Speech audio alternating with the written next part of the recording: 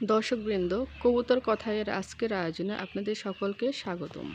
আজকে আমরা আপনাদেরকে দেখাবো একটি বাড়িতে থাকা কাঠ ও বাঁশ দিয়ে তৈরি, টিনের টুকরো এগুলো দিয়ে তৈরি একটি সিম্পল কবুতরের ঘর। আপনারা এখন যে ঘরটি দেখতে পাচ্ছেন, এটি তৈরি করা হয়েছে বাড়িতে পড়ে থাকা পুরনো টিনের টুকরো, কাঠ, বাঁশ ইত্যাদি ব্যবহার করে। কবুতরের এই ঘরটি উচ্চতায় 33 ফিট করা হয়েছে। প্রতিটি ঘরের 3টি খোপ রয়েছে। তিনটি বড় বড় খোপের মাঝখানে শোলা দিয়ে দুই ভাগ করে দেওয়া হয়েছে। এখানে 6 জোড়া কবুতর থাকার মতো বাসস্থান তৈরি করা হয়েছে পুরনো কাঠ এবং বাঁশ দিয়ে। ঘরটি স্থাপন করা হয়েছে 5 ফিট উচ্চতায়, যাতে বনবিড়াল অন্যান্য পশু পাখির আক্রমণ থেকে কবুতরকে রক্ষা করা যায়। ঘরটি একটি আলো বাতাস সম্পূর্ণ ফাঁকা জায়গায় স্থাপন করা হয়েছে। এই ঘরটির উচ্চতা 33 ফিট এবং পাশাপাশি দিকে প্রায় 35 ফিটের মতো রাখা হয়েছে। এবার আমি আপনাদের ঘরটির ভিতরের অংশ দেখাবো। তার আগে বলে রাখি, ঘরটিতে এভাবে ঘরটা যেন বন্ধ করে রাখা যায় সেই সিস্টেমে রাখা হয়েছে। রাতের বেলা ঘরটা বন্ধ করে রাখার জন্য, দিনের বেলা ঘরটা খোলা থাকবে। এবং এর ভিতরে আপনাদেরকে আমি দেখাই, পর্যাপ্ত পরিমাণে জায়গা রাখা আছে। কবুতর অনায়াসে তার ডিম বাচ্চা করতে পারবে এবং বাচ্চা বড় হওয়ার পরও এক পাশে বাচ্চা এবং অন্য পাশে কবুতর আবার ডিম দিতে পারবে। এখানে কবুতরের পানি খাওয়ার জন্য একটি পাত্র রাখা হয়েছে। ঘরটিতে এখনও কবুতর রাখা হয়নি, তবে রাখার চেষ্টা, আর কিছুদিন পরে ঘরটিতে কবুতর তোলা হবে। এখানে প্রতিটি খোপের ভেতরের অংশে উচ্চতা রাখা হয়েছে 10 ইঞ্চি করে।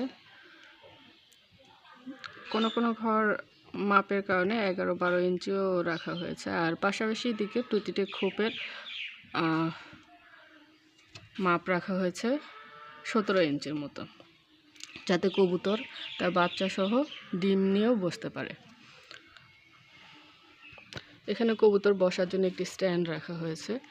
উপরের ঘরে বের হওয়ার সময় বা ঘরে ঢোকার সময় কবুতর যাতে স্ট্যান্ডে বসতে পারে এবং অনায়াসে তার ঘরে ঢুকতে বা বের হতে পারে। এখানে প্রতিটি ঘরে আমি মাঝখানে কাগজের এই শোলাগুলো দিয়ে মাঝখানে ডিভাইডেড করে দিয়েছি, যাতে দুই পাশে 2 জোড়া করে 4টি করে কবুতর থাকতে পারে। প্রতিটি ঘরে দেখুন পর্যাপ্ত পরিমাণে জায়গা আছে এবং কবুতর অনায়াসে ডিম বাচ্চা করতে পারবে।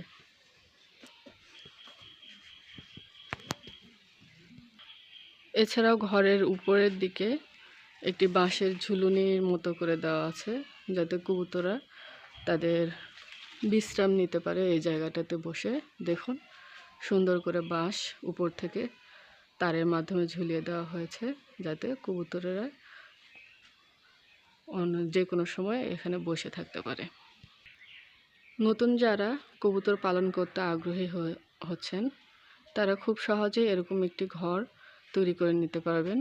খুব সিম্পলভাবে একটা 12টি কবুতর পালনের মতো ঘর তৈরি করা হয়েছে। হাতের কাছে যে কাঠ বাঁশগুলো রয়েছে, সেগুলো দিয়ে আপনারা এরকম একটি ঘর তৈরি করতে পারবেন। দেখুন, অনেক সুন্দর করে ঘরটা বন্ধ করার সিস্টেম রাখা হয়েছে। কবুতরগুলো হতে পারবে, আবার ঘর আমরা প্রয়োজনে বন্ধ করে রাখতে পারবো। এখানে সুপারির গাছ দিয়ে খুঁটি দেওয়া হয়েছে। আপনাদের বাড়িতে যদি সুপারির গাছ থাকে, তাহলে সেগুলোতে আপনারা সহজে খুঁটি দিয়ে মাচার উপরে এরকম একটা ঘর তুলতে পারবেন।